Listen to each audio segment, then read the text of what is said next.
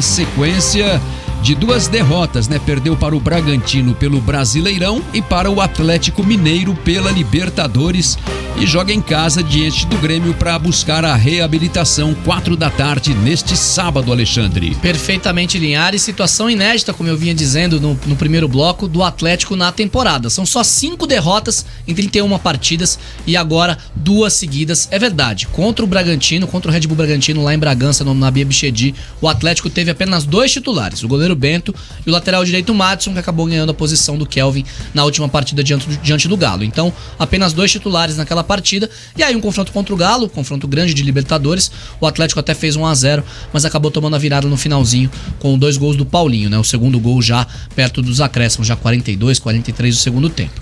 E é sobre essa sequência de duas derrotas seguidas que fala agora o diretor técnico Luiz Felipe Scolari. A gente conversou com o Felipão na zona mista lá do estádio do Mineirão e ele disse que não há muito motivo de preocupação e que o Atlético segue com foco para conseguir ter resultados melhores agora na sequência da temporada. A torcida do Atlético Paranaense tem que entender que nós temos um time muito bom, mas nós não somos os melhores da América do Sul. Nós não somos... nós vivemos uma situação razoável em todos os sentidos e a gente sabe que tem equipes com condições melhores. E nós podemos perder 1 ou 2, mas aquele objetivo de classificação, se nós tivéssemos iniciado o campeonato hoje e estivéssemos jogando 3 jogos fora e 2 em casa, os 2 finais e tivéssemos 7 pontos, era maravilhoso. Então não pode ninguém sair daqui de cabeça baixa, nem nada, e tem que pensar em fazer todo o possível para ter todas as condições para o jogo do Grêmio, que é o que interessa agora para nós. Quem falou também sobre essa sequência de 2 derrotas foi o volante Eric. O Eric que saiu machucado no primeiro tempo diante do Galo no Mineirão e que não é preocupação, deve jogar na partida contra o Grêmio, deve ficar pelo menos à disposição do Paulo Turra diante do Grêmio. Vamos ouvir o volante do Furacão. Sim, a gente vem de 5 vitórias e 2 derrotas. Nunca é bom perder, a gente odeia esse tipo de situação. Mas a gente pode agora voltar ao rumo das vitórias dentro de casa, né? Um jogo importante contra o Grêmio, voltar a vencer para que a gente possa retomar a nossa confiança, né? E uma sequência dificílima, como tem sido o ano todo, né? Jogo 2 vezes por semana.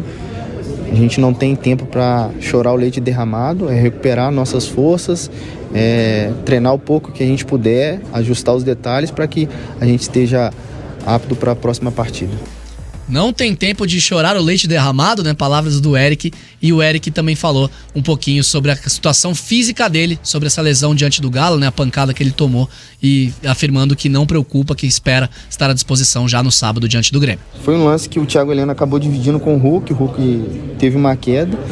Eu acho que o cotovelo dele bateu ali na região da bacia, e num jogo de muito contato físico, eu me senti muito limitado. No próximo lance eu dividi com o Paulinho ali, já não estava conseguindo colocar tanta força nas divididas, e logo depois com o Mariano eu dominei uma trombada de jogo, não foi falta nem nada, mas essa limitação que estava dando umas pontadas, né, acabei não conseguindo fazer mais ações de força, de contato físico. Então, junto com a comissão técnica, a gente decidiu por ser substituído, é algo que a gente não controla, como eu falei, fatores que a gente não controla. Mas tomei remédio ali, fiz o gelo, tá um pouco dolorido a região, mas acho que vou estar apto para a próxima partida. Tá aí o Eric, né, dos 3 jogadores que saíram. Essa foto aí tirou na hora que ele tomou a pancada, que ele tá chorando de dor ali, né? Não, a foto que apareceu pra quem tá no YouTube pra gente é a foto dele comemorando após o 3º gol do Canóbio no Atletiba, né? Que ele faz a jogada e dá assistência. O Canóbio vira a partida, e foi uma foto que foi utilizada, né, pela então é alegria, departação de alegria. Mas ele tá com uma cara assim meio sofrida, mas aquele grito de alegria e bem na hora da pancada. E de alívio, né? Porque o Atlético consegue a virada nos acréscimos no Aquela expressão de Gabriel Jesus, né? Feliz com cara de choro. É verdade. A odd desse jogo tava 17 pra virada. Não foi no Botafogo, foi no Botafogo que tava 17. Foi no Botafogo. Foi do Atletiba. Foi, que você mandou no grupo. O Curitiba tava vencendo. Foi no Botafogo, foi no intervalo do Botafogo, eu lembro disso. Que a Jana mandou, foi contra o Botafogo. Botafogo. E Jana, o Eric falou, o Felipão falou também, os dois falaram sobre a questão das 2 derrotas seguidas. Lembra aquela conversa que eu falo já há, sei lá, uns 2, 3 meses no Bate-Pronto? O Atlético tem o melhor aproveitamento entre os 20 clubes da Série A? Ainda tem, mas tá perto de mudar. Furacão com a derrota contra o Galo foi para 77%, 77,4%. E o Palmeiras, 14 jogos de invencibilidade na temporada, 76,3%, tá bem perto. Os dois têm 31 jogos. A diferença é que o Atlético venceu 23, empatou 3 e perdeu 5. O Palmeiras venceu 21, 2 a menos, só que empatou 8 e perdeu apenas 2. Então o Palmeiras tá chegando perto do Atlético para tomar aí essa primeira colocação, digamos assim, no melhor aproveitamento da Série A na temporada. E o Furacão agora tem um jogo em casa contra o Grêmio, né, Jana? E a tendência é que consiga, né, os 3 pontos, até porque o Grêmio vem sem Soares, sem o Kahneman suspenso. Eu tenho um caderninho, você tem uma planilha do Excel com esses números, né? Eu tô tentando visualizar o que você tá Atualizo falando frase a frase. Assim, tá muito perto, né? O Palmeiras tá chegando perto do Atlético nos números na temporada, os dois têm o mesmo número de jogos. O Palmeiras vai bem, né, na Libertadores, e o Atlético, apesar da derrota na Libertadores, ele ainda se mantém na liderança. Então, é um jogo que teoricamente tá tranquilo, porque só depende dele, e eu acredito que vai se classificar em primeiro sem muitos sustos, assim. É claro que o grupo tá um pouco embolado, mas o fato do Atlético ter 2 jogos em casa, onde mantém a sua invencibilidade, onde é um time que mostra esse poder de reação que falta às vezes quando joga fora de casa, eu acho que coloca o Atlético na frente e tem grande chance de vencer mais um jogo agora pelo Brasileiro contra o Grêmio. E na contabilidade, eu acho que esse era o jogo que podia perder. É verdade.